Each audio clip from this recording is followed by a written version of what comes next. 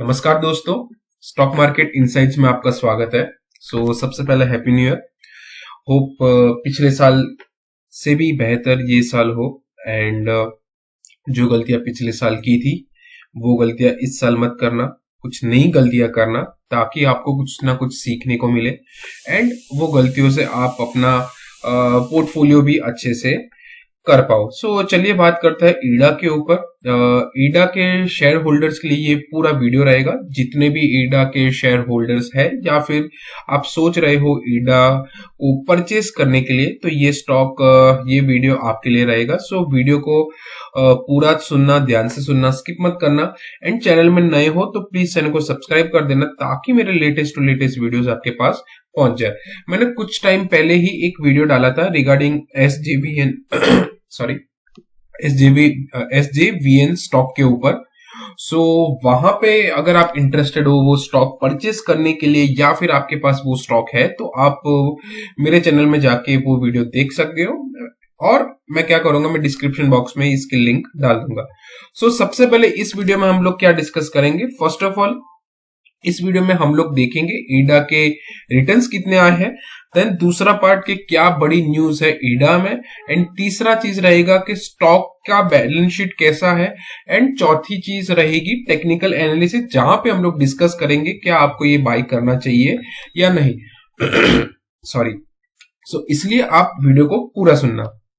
अगर ईडा की बात करें तो आज स्टॉक ऑलमोस्ट 221 रुपए पे क्लोज हुआ है। ऑलमोस्ट 3.25% की तेजी हमें आज ये स्टॉक में देखने को मिली है। पिछले 5 दिन की बात करें तो ऑलमोस्ट 9% का रिटर्न ये स्टॉक ने दिया है। पिछले एक महीने की बात करें तो ऑलमोस्ट 8.5% का रिटर्न ये स्टॉक ने दिया है आपको। पिछले 6 महीने से अगर देखें तो ऑलमोस्ट 13% का रिटर्न ये स्टॉक ने दिया है। एंड पिछले एक साल से 111% का रिटर्न ये स्टॉक ने दिया है। तो आप कमेंट सेक्शन में मेंशन कर सकते हो कि आपने ये स्टॉक में इन्वेस्टमेंट की है कि नहीं की है, क्या आपको इसका आईपीओ मिला था कि नहीं मिला था। एंड जैसे आईपीओ अगर नहीं मिला उसके बाद क्या आपने ये स्टॉक में परचेस किया है कि नहीं। अब चलते हैं हम लोग न्यूज के ऊपर। न्यूज क्या है दोस्तों, आज ही business performance up to December 21, 2024 provisional, ठीक है। आज एनएससी के वेबसाइट पे ईडा का ऑलमोस्ट एक जनरल अपडेट्स आया था, जहां पे ये लोग ने क्या बोला है कि हम आपको बिजनेस परफॉर्मेंस दे रहे हैं दिसंबर 31, 2024, यानी कि पिछले साल का हम लोग आपको एक बिजनेस परफॉर्मेंस दे रहे हैं, ठीक है। अब यहाँ पे हम लोग थोड़ा सा डिटेल में जाएंगे, ठीक है। यहाँ पे 3 चीजें हैं: loan sanction, loan disbursement and loan book, OS at the end, ठीक है। पिछले साल का अगर हम लोन सैंक्शन देखें ऑलमोस्ट यहाँ पे 13,558 CR था, जो कि इस साल बहुत ही अच्छा खासा बढ़ के ऑलमोस्ट 31,000 के आसपास हो गया, ठीक है। एंड यहाँ पे 128% का ग्रोथ भी हुआ है, ठीक है। लोन सैंक्शन का बात आपको समझ में आ गया कि भाई 2023 में ऑलमोस्ट 13,558 CR था। वहां से पिछले साल यानी कि 2024 में ऑलमोस्ट यहाँ पे 31,000 CR हो चुका है। यहाँ पे 129% की ग्रोथ कंपनी को हुई है, ठीक है। ये हुई फर्स्ट थिंग। दूसरी बात, लोन डिसबर्समेंट 2023 में ऑलमोस्ट 12,220 CR का यहाँ पे लोन डिसबर्समेंट हुआ था, लेकिन इस साल ग्रोथ यहाँ पे बढ़ गई है। ऑलमोस्ट यहाँ पे 17,236 CR के आसपास हो चुका है, यानी कि ऑलमोस्ट 41% का ग्रोथ यहाँ पे कंपनी शो कर रही है। And loan book mark OS at the end, जो कि 2023 में 50,580 CR था, वहां से बढ़कर ऑलमोस्ट 69 CR का हो चुका है, ठीक है। यहाँ पे ग्रोथ परसेंटेज दिया है 36%। सो तीनों मामलों में यहां पे अगर सैंक्शन की बात करें, डिसबर्समेंट की बात करें या फिर लोन बुक ओएस की बात करें, तो तीनों सेक्शन में यहां पे इडा को क्या हुआ है, एक अच्छा खासा जंप हुआ है, ग्रोथ हुआ है, प्रॉफिट हुआ है। उसी वजह से स्टॉक में आपको एक अच्छा खासा मोमेंटम आज दिखा है एंड हो सकता है आने वाले बजट तक आपको ये स्टॉक में एक अच्छा खासा मोमेंटम देखने को मिल सकता है। ठीक है, सो जितना भी न्यूज था, न्यूज क्या था कि भाई यहां पे बिजनेस परफॉर्मेंस दिया है एक साल का, जहां पे आपको यानी कि आपको इन द सेंस इडा को एक अच्छा खासा ग्रोथ तीनों सेक्शन में मिला है, जो कि एक अच्छी एंड पॉजिटिव साइन है गिरते हुए बाजार में इडा के लिए। ठीक है, अब चले जाते हैं हम लोग थोड़ा सा देख लेते हैं बैलेंस शीट एंड एवरीथिंग। ठीक है, सो अब यहाँ पे मार्केट कैप की बात करें तो मार्केट कैप ऑलमोस्ट 59,632 CR का मार्केट कैप है। अगर करंट प्राइस की देखें तो ऑलमोस्ट 221-222 पकड़ लो। ऑल टाइम हाई की बात करें तो 310 की एंड लो की बात करें तो 100 रुपए तक हो गया था। अब स्टॉक पी की बात करें तो स्टॉक पी ऑलमोस्ट 41.3 हो चुका है। बुक वैल्यू की बात करें तो 34.7। डिविडेंड अभी तक दिया नहीं है, फ्यूचर में देंगे नहीं देंगे नो आइडिया, लेकिन गवर्नमेंट कंपनी है सो दे सकती है। आरओसीई की बात करें तो 9.5% का आरओसीई है। आरओई की बात करें 17.3% की आरओ सॉरी आरओई है। अब थोड़ा सा नीचे जाते हैं तो यहां पे हम लोग देखते हैं कि कंपनी का फाइनेंशियल प्रॉफिट कितना था एंड कितना अभी तक हुआ है। अगर हम लोग 2015 की बात करें तो 2015 में कंपनी का ऑलमोस्ट 272 CR था। ठीक है, लेकिन इस साल यानी कि पिछले साल अगर देखें तो ऑलमोस्ट 1,444 के आसपास का इनका सॉरी ये TTM है। सो 2000 अभी तक आया नहीं है प्रॉपर, सो हम लोग मार्च 2024 का ही पकड़ेंगे। सो मार्च 2024 का यहाँ पे ऑलमोस्ट 1252, जैसे ही दिसंबर यानी कि पिछले साल की 2024 का अगर आएगा तो वहां पे ऐड हो जाएगा। TTM अभी तक कंफर्म नहीं हुआ है, इसीलिए यहाँ पे जैसे ही 24 का आएगा तो भी हमें पता चल जाएगा। सो ऑलमोस्ट अगर कंपनी देखे तो हर साल यहाँ पे कंपनी को ग्रोथ ही हुआ है, नेट प्रॉफिट इनका हर साल यहाँ पे बढ़ता ही आया है, जो कि एक अच्छी एंड पॉजिटिव साइन है। ठीक है, अब थोड़ा सा डिटेल में देखते हैं टोटल लायबिलिटीज एंड एवरीथिंग। ठीक है, अगर टोटल लायबिलिटीज की बात करें तो 2015 में यहाँ पे 10,000 आसपास थी, लेकिन इस यानी कि पिछले साल अगर देखें तो 68,748। सो कंपनी के यहाँ पे लायबिलिटीज इंक्रीज हुई है, वो थोड़ा सा कम होनी चाहिए, लेकिन ये कंपनी लायबिलिटीज इनकी बढ़ रही है। हो सकता है कंपनी एक्सपांड कर रही है, सो उसी वजह से अगर टोटल असेट की बात करें तो यहाँ पे कंपनी के टोटल असेट्स 10,000 के आसपास थे, लेकिन अब देखें तो ऑलमोस्ट 68,000, यानी कि कंपनी अपना ग्रोथ भी अच्छे वे में कर रही है और असेट्स भी अच्छे खासे दबाकर कर रही है। अब चले जाते हैं हम लोग प्रमोटर्स के ऊपर, जो कि बहुत ही इंपॉर्टेंट चीज है। अगर प्रमोटर्स की बात करें 2023 में ऑलमोस्ट 75% था एंड अब देखें तो ऑलमोस्ट प्रमोटर्स 75% ही है। सो प्रमोटर्स यहाँ पे अपना माल नहीं बेच रहे। ठीक है, FIS की बात करें तो 1.88 2023 में था, अब जो कि बढ़कर हो चुका है 2.02, यानी कि FIS को ये स्टॉक में भरोसा है एंड दबा के माल खरीद रहे। DIS की बात करें तो 4.37 था 2023 में, जो कि घट चुका है 0.35% में। यहां पे DIS ने अपना माल बहुत ही बेचा है, क्यों बेचा है नो आइडिया, लेकिन होप करते हैं आने वाले टाइम में DIS भी अपना पैसा लगाती हुई हमें देखने को मिल सकती है। अगर पब्लिक की बात करें तो 2023 में ऑलमोस्ट 18.75% था, जो कि बढ़कर ऑलमोस्ट 22.62 हो चुका है 2024 में।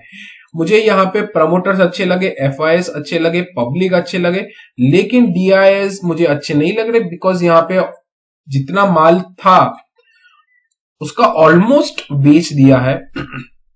अब ये कब आएंगे नो आइडिया, लेकिन DIS थोड़ा नेगेटिव दिखा रहा है, लेकिन FIS प्रमोटर्स एंड पब्लिक यहाँ पे अच्छा साइन दिखा रही है, ठीक है। सो अभी हम लोग टेक्निकल एनालिसिस पे चले जाते हैं। आपके सामने मैंने 1 डे का चार्ट ओपन किया है। फर्स्ट ऑफ ऑल हम लोग क्या करते हैं, फर्स्ट ऑफ ऑल हम लोग कोई भी शेयर हो, मैं क्या करता हूं, उसका ऑल टाइम हाई पहले देख लेता हूं। ऑल टाइम हाई देखने से हमें आइडिया मिल जाता है कि भाई ये स्टॉक कहां पे किस वैल्यू पे है एंड उसका प्राइस अब कितना है, ठीक है। सो ऑल टाइम हाई यहाँ पे हमें 310 का इसका ऑल टाइम हाई है, ठीक है। अब हमें देखना है कि स्टॉक कितना परसेंटेज गिरा था 310 से। अगर 310 से अगर हम नोटिस करें तो ये स्टॉक में ऑलमोस्ट 40% का गिरावट हमें 180 यानी कि 6 महीने में ये स्टॉक 40% ये स्टॉक गिर चुका है 180 दिन में, जो कि पुअर परफॉर्मेंस चार्ट में था। प्रॉफिट बुकिंग इसे मैं नहीं कहूंगा, इसे मैं सेल ऑफ ही कहूंगा, बिकॉज 40% कोई भी स्टॉक गिरता है तो उसमें प्रॉफिट बुकिंग नहीं होती, उसमें बॉस नेगेटिव इंपैक्ट ही होता है स्टॉक में, ठीक है। ये रही बात, स्टॉक गिरा कितना परसेंट है, 40% है। लेकिन कुछ टाइम से स्टॉक में एक अच्छी खासी हरकत हुई। हरकत क्या हुई है कि यहाँ पे स्टॉक 180 पे सपोर्ट लिया, दूसरा सपोर्ट ऑलमोस्ट हम 200 रुपए के आसपास कह सकते हैं, एंड आज की क्लोजिंग ऑलमोस्ट यहाँ पे 220 के आसपास हुई है, ठीक है। तो यहाँ पे एक चीज हमें अच्छी लग रही है कि इसका जो लोअर लो है वो इंक्रीज होता आया है, यहाँ पे इंक्रीज हुआ है, ठीक है।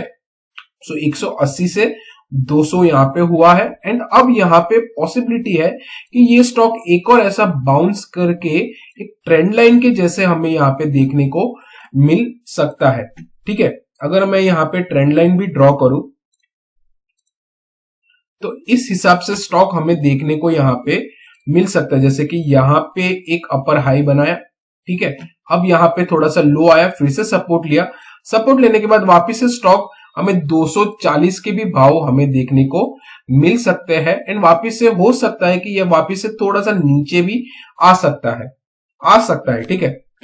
लेकिन अगर आपको यहाँ पे फ्रेश एंट्री लेनी है तो आप करंट भाव पे भी परचेस कर सकते हो। करंट भाव के टाइम यानी कि ऑलमोस्ट 220 पे आप ले सकते हो, एंड आपका स्टॉप लॉस क्या रहेगा, सिंपल सा है, आप यहाँ पे ऑलमोस्ट 20 रुपए का स्टॉप लॉस आप यहाँ पे रख सकते हो। 20 भी नहीं, ऑलमोस्ट ये जो कैंडल का लो है, क्या है ये कैंडल का लो, 195, ठीक है। सो आप 195 का भी यहाँ पे स्टॉप लॉस रख सकते हो, ठीक है। एसएल यहाँ पे रख, एक ही सेकेंड लिख ही देते तो बेटर है। सो एसएल यहाँ पे 195 का एसएल यहाँ पे रख सकते हो। करंट प्राइस में भी आप परचेस कर सकते हो, एंड आपका जो फर्स्ट टारगेट रहेगा ना वो ऑलमोस्ट मुझे इस लेवल के आसपास का दिख रहा है, जो कि यहाँ पे है 240 का। इसका रीजन भी मैं आपको समझा देता हूं कि उसका रीजन क्यों, बिकॉज स्टॉक ने क्या किया है, स्टॉक यहाँ पे एक सब कंटिन्यूसली यहाँ पे कुछ टाइम के लिए एक स्क्वायर बॉक्स में था, ठीक है। यहां से गिरने के बाद स्टॉक ने सपोर्ट लिया, सपोर्ट लेने के बाद वापस से थोड़ा ऊपर आया एंड सपोर्ट को ब्रेक किया। सपोर्ट ब्रेक करने के बाद स्टॉक ने क्या किया, यहां पे ये सपोर्ट ब्रेक करने के बाद कुछ टाइम के लिए स्टॉक इसी लाइन पे रहा, लेकिन वो जब भी कोई सपोर्ट ब्रेक होता है तो वो एक रेजिस्टेंस के जैसे एक्ट करने लगता है। तो ईडा ने क्या किया, ईडा इन द सेंस 240 ने क्या किया, सपोर्ट ब्रेक किया, फिर ऊपर जाने नहीं दिया, वो एक रेजिस्टेंस जैसे काम करता गया, एंड वापिस से यहाँ पे देखे तो ऑलमोस्ट एक सेल ऑफ हमें देखने को मिला। सिंपल सा है, अगर आप फ्लैट यानी कि आप परचेस करते हो तो आपका फर्स्ट टारगेट एंड आपका रेजिस्टेंस भी 240 के आसपास है, ठीक है। लेकिन अगर 240 के ऊपर भी अगर ये स्टॉक जाता है तो आने वाले टाइम में 260 से लेके हमें 280 तक के भी भाव हमें देखने को मिल सकते हैं, ठीक है। ये रही फर्स्ट थिंग। अगर स्टॉक इसके नीचे आता है, अगर 194 के नीचे आता है तो आने वाले टाइम में हमें 180 के भी भाव फिर से देखने को मिल सकते हैं। लेकिन देखो चार्ट थोड़ा सा थोड़ा नहीं पहले से बेहतर लग रहा है, सिंस यहाँ पे एक लोअर लो यहाँ पे लो लगाया एंड उसके बाद एक और लो लगाया, लेकिन वो एक सपोर्ट के जैसे एक्ट कर रहा है यहाँ पे। यहाँ पे लग रहा है कि ट्रेंड थोड़ा सा चेंज हो सकता है, सिंस मार्केट में ये स्टॉक में बहुत ही अच्छी खासी गिरावट ऑलमोस्ट देखने को मिल गई है। 40% गिर चुका है ये स्टॉक। अब यहाँ पे जो न्यूज है वो भी हमें एक पॉजिटिव वे में ही देखने को मिल रही है, ठीक है। सो हो सकता है यहाँ पे हमें 240 के भी भाव हमें देखने को मिल सकता है, फिर 240 के ऊपर जाता है तब सिनेरियो चेंज होगा। लेकिन अगर 240 के नीचे वापस से आता है तो अब वहां पे आप सोच सकते हो कि भाई रेजिस्टेंस खाया है, तो ये स्टॉक में आप एग्जिट भी कर सकते हो, ठीक है। लेकिन यहाँ पे 220 से लेके 240 तक के भाव मुझे यहाँ पे क्लियर कट दिख रहा है। सो आई गेस यहाँ पे मैं वीडियो को एंड करूंगा। अगर आपको वीडियो पसंद आई तो प्लीज लाइक कमेंट शेयर जरूर करना। चैनल में नए हो तो प्लीज चैनल को सब्सक्राइब कर देना ताकि मेरे लेटेस्ट टू लेटेस्ट वीडियोस आपके पास पहुंच जाए। सो कैसा लगा वीडियो प्लीज कमेंट सेक्शन में बता देना। सो गुड लक फॉर ईडा के लिए मैं थोड़ा पॉजिटिव रहूंगा बिकॉज ट्रेंड थोड़ा सा चेंज हुआ है, न्यूज अच्छी है एंड बजट भी आने वाला है। सो थोड़ा सा इंपैक्ट हमें ये स्टॉक में देखने को मिल सकता है। So good luck for ईडा।